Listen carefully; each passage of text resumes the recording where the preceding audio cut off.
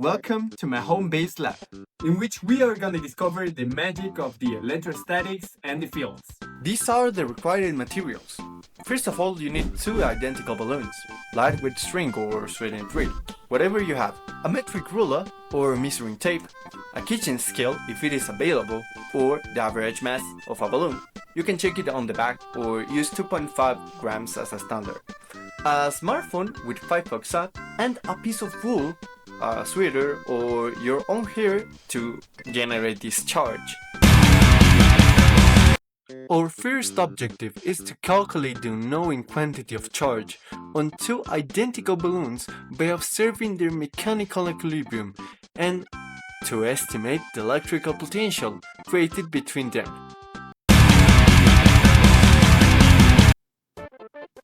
Here we can see how I am loading the balloons and measuring the distances between the balloons and the distances of the strings.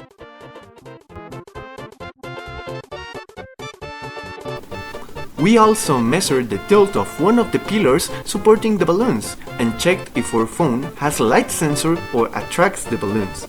In my case, it did attract them, but my phone doesn't have a light sensor. For the calculus part of this experiment, I first measured the distance between the two balloons, which was 5 centimeters, and the string length, which was 22 centimeters. To find the angle, I used geometry. Since each balloon moves half the separation distance, I applied this formula, and substituting the values, I calculated the angle to be about 6.5 degrees. Then, I analyzed the forces.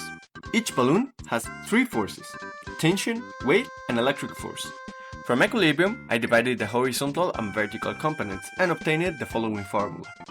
Then, I solved for the electric force using the balloon's mass. After finding the electric force, I applied Coulomb's law.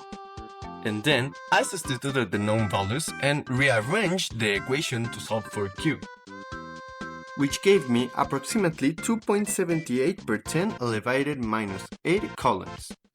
And finally, I calculated the electric potential at the midpoint, using the following formula. And I obtained that the result was 2.0 per 10 elevated 4 volts.